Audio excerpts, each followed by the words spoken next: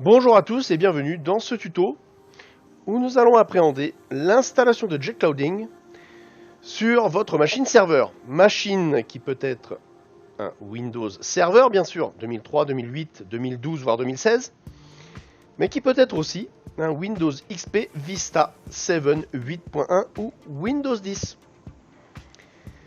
Alors, rendez-vous sur jetclouding.com, rubrique téléchargement. N'hésitez pas à remplir le formulaire et à cliquer sur envoyer. Vous avez accès à la version de démo 15 jours pour 5 utilisateurs gratuitement avec toutes les options activées. Donc remplissez le formulaire, cliquez sur envoyer. Vous avez accès à une page où vous pouvez cliquer sur télécharger le logiciel. Vous le téléchargez et suivez les instructions d'installation. Puis redémarrez le serveur et vous avez l'onglet JetClouding qui apparaît sur votre bureau distant. Alors, sur le serveur, donc on a accès à l'onglet licence, là on est bien dans une version entreprise.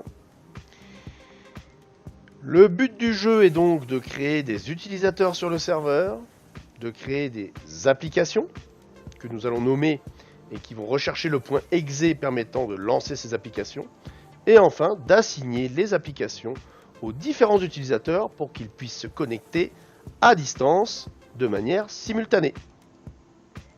Donc sans trop rentrer dans les détails, ici il y a quelques onglets de paramétrage. Vous pouvez changer le port par défaut RDP qui est le 3389. Vous pouvez connaître votre IP WAN et LAN, IP réseau, IP un box internet j'allais dire. Vous pouvez sauvegarder les paramètres du serveur, les restaurer. Et ici vous avez par exemple accès aux utilisateurs et groupes. Nous allons, dans notre cas, nous avons créé un compte démo, mot de passe démo. Bouton droit, nouvel utilisateur, vous le nommez démo, vous mettez le mot de passe démo. Par la suite, nous allons donc créer des applications et rechercher les exés relatifs à ces applications. Donc, nous allons rester très simplement dans notre cas avec le notepad et la calculatrice. Donc vous faites nouvelle application. Vous nommez l'application. Vous allez rechercher, via le bouton rechercher, l'exé permettant de lancer cette application et vous cliquez sur valider. De même pour la calculatrice, nous allons mon calque. Elle va rechercher calque.exe et nous validons. Ensuite, nous allons assigner des applications ou un bureau complet aux utilisateurs créés.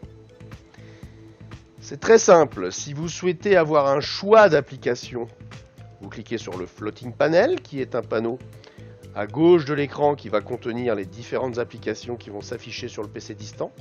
Donc nous cochons floating panel, le notepad, la calculatrice, et tout simplement le compte démo, mot de passe démo, aura à distance accès à notepad ou à calculatrice. Si vous souhaitez que le compte démo ait accès à un bureau complet, vous décochez Floating Panel, Notepad et Calculatrice, vous cliquez Microsoft Remote Desktop. Si vous souhaitez qu'une barre sur la droite de l'écran vous permette de faire le choix de la Notepad et Calculatrice, vous cliquez sur la JetClouding Remote Taskbar, Notepad, Calculatrice. Dans notre exemple, nous allons garder le Floating Panel, Notepad et Calculatrice. Le compte démo aura donc accès à Notepad et Calculatrice. Nous avons ici quelques onglets permettant de gérer l'interface web si vous avez l'option web.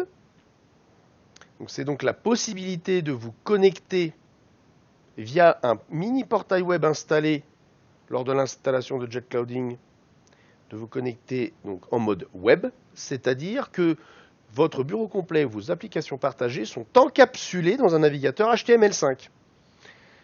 Donc, vos applications Windows seront donc disponibles sur un iPad, par exemple, via le Safari, avec un système de login mot de passe et de connexion en HTTP ou en HTTPS, de manière sécurisée, avec un tunnel qui crypte de bout en bout entre le PC distant et votre serveur les données. C'est le cas ici dans le port 443. C'est l'équivalent d'un VPN. Les analyseurs de trame ne peuvent pas savoir ce qui circule entre les deux points, donc vous êtes vraiment très bien protégé. En termes de sécurité, vous pouvez avoir, avec les pare-feux sur le nom des PC, des impossibilités de se connecter en fonction des noms des PC. Vous pouvez cacher les disques de l'arborescence du disque dur. Vous pouvez générer un certificat SSL gratuit, donc pas de warning, j'allais dire, dans le navigateur qui vous dit que le certificat n'est pas reconnu mondialement.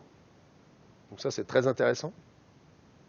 Vous pouvez mettre un code d'accès sécurisé, comme c'est dans notre cas, pour lancer l'interface d'administration de Jet Clouding. Vous pouvez mettre des restrictions d'accès.